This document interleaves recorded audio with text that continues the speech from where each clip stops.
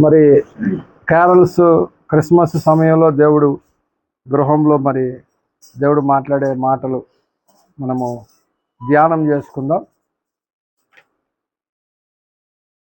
పరిశుద్ధ బైబిల్ గ్రంథంలో నుండి కొత్త నిబంధన విభాగము లూకా సువార్త మొదటి అధ్యాయము,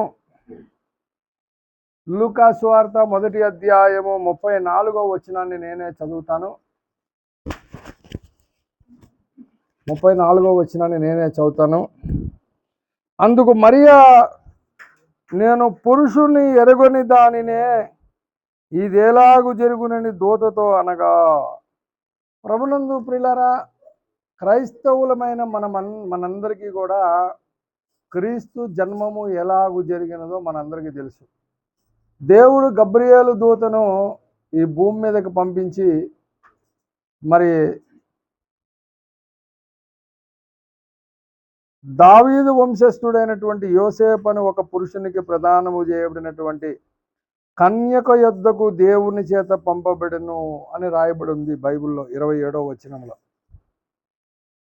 వచ్చి మరియతో చెప్పినటువంటి మాట మనందరికీ తెలుసు. దయాప్రాప్తురాలా, నీకు శుభమని చెప్పినప్పుడు, ప్రభు నీకు తోడై ఉన్నాడని చెప్పినప్పుడు ఆమె ఎంతో తొందరపడి ఈ శుభవచనం ఏంటో అని ఆలోచించుకొనుచుండగా దూత మరియకు చెప్పాడు, నువ్వు దేవుని కృపను పొందితివి, ఇదిగో నువ్వు గర్భము ధరించి ఒక కుమారుని కంటావు, అతనికి యేసు అని పేరు పెడతావు, అతడు గొప్పవాడే సర్వోన్నతుని కుమారుడు అనబడతాడు అని చెప్పినప్పుడు ఆమె ఇది ఎలాగూ జరుగును అని కొంచెం భయపడింది. ఎందుకంటే నేను పురుషుని, అప్పటికి యోసేపుతో ప్రదానము చేయబడింది కానీ ఆయనతో ఇంకా సంసార జీవితం జరగలేదు. ప్రదానం జరిగింది, పెళ్లి కాలే ఇంకా. కానీ మరి ఈ మాట చెప్పినప్పుడు కొంచెం తొందరపడింది. మరి తన జీవితంలో జరగబోయేటువంటి విషయాన్ని ఇది ఎలాగూ జరుగును అని అడుగుంది. అయితే ప్రభు దూత తనకి సమాధానం చెప్పాడు. పరిశుద్ధాత్మ తర్వాత వచనంలో చెప్పాడు, 35వ వచనంలో, పరిశుద్ధాత్మ నీ మీదకు వచ్చును, సర్వోన్నతుని శక్తి నిన్ను కమ్ముకొనును గనుక పుట్టబోవు శిశువు పరిశుద్ధుడై. అంటే ఇప్పుడు ఆమె ఎలా గర్భము ధరిస్తుందో దేవదూత చెప్పాడా చెప్పలేదా? చెప్పిన తర్వాత ఆమె యాక్సెప్ట్ అయింది.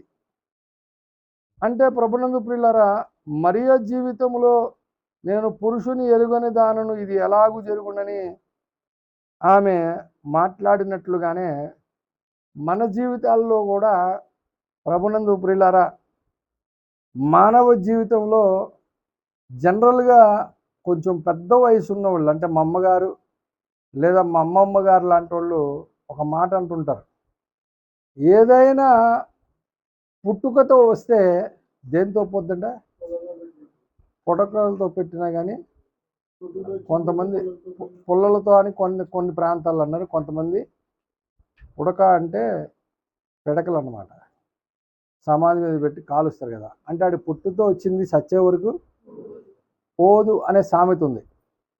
మరి ఆ సామెత నిజంగా ఒకవేళ కరెక్ట్ అయితే అపోస్తుడైన పౌలు దమస్కు మార్గమునికి వెళ్ళకముందు ఆయన ఎట్లాంటి వాడు?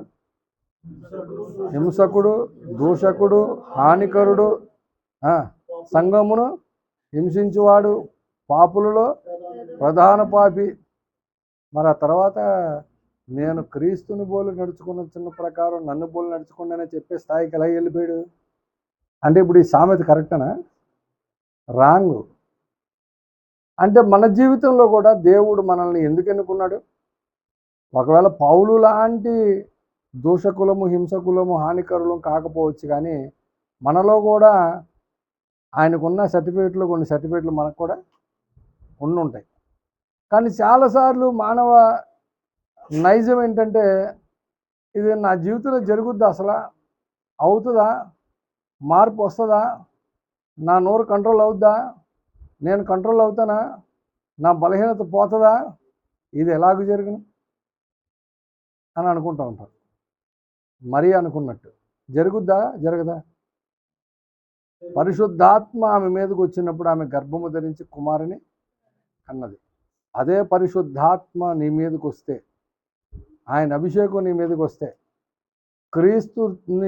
క్రీస్తుని నీ చేత ఒప్పించాడు రక్షకుడని, దేవుని కుమారుడిని ఒప్పించాడు. యేసు క్రీస్తు నీలో ఉంటే, మనము క్రీస్తులో ఉంటే ఖచ్చితంగా మనల్ని కూడా పౌలు భక్తుల్లాగా దేవుడు మార్చగలరా, మార్చలేడా? కానీ మన అభిప్రాయాలేమో ఇది అలా జరుగునా అనే అభిప్రాయాలు మరేకు ఉన్నట్టు ఉన్నాయి. కానీ దేవుడైతే చేయగలడు. ఎప్పుడు చేస్తాడు? ఎప్పుడు చేయగలడు అంటే అపోస్తుడైన పౌలుని దమస్కు మార్గంలో ఒక్కసారే దర్శించాడు. పలుమార్లు దర్శించాడా? ఇప్పుడు దర్శించిన ఆయన ఎవరు? నీవు హింసించు యేసును అన్నాడు. కానీ ఆయనకు ఒక్కసారి దర్శిస్తేనే హానికరుడు, హింసకుడైన అంతటి వాడికి అంత మార్పు వచ్చేసింది. కానీ నీకు అనుదినము వాక్య రూపంలో దర్శిస్తానే ఉన్నాడు. అనుదినము దర్శిస్తున్నాడు. ప్రతి ఆదివారం దర్శిస్తున్నాడు. ప్రతిరోజు బైబిల్ చదువుతుంటే బైబిల్లోంచి నీతో మాట్లాడుతున్నాడు. కానీ మనలో ఏం రావట్లేదు? అలాంటి మారు మనసు, అలాంటి మార్పు రావట్లేదు. కారణం ఏంటి? ఇంకా మనం ఏమనుకుంటున్నామంటే, ఇంకా నేను నమ్ముకున్నాను కానీ అనుకున్నవి జరగట్లేదు. అనుకున్నవి ఏవో వాటి కొరకు ప్రయాసపడుతున్నాం. కానీ అసలు ముందు మనము మారితే, మనము ఆ స్వారూప్యంలోకి వస్తే దేవుడు ఖచ్చితంగా ఏం చేస్తాడు? అన్నీ సమకూర్చి జరిగిస్తాడా లేదా? ఆయన ప్రేమించి వారికి అనగా ఆయన చిత్తానుసారంగా పిలువబడిన వారికి సమస్తమును మేలు కలుగుటకే సమకూర్చి జరిగిస్తూ ఉన్నాడంట. అలా జరిగించగలిగినటువంటి సామర్థ్యం కలిగిన దేవుణ్ణి మనం నమ్ముకున్నాం. ఆయన్నే ప్రచారం చేస్తున్నాం. ఆయన్నే మన హృదయంలో చేర్చుకుందాం.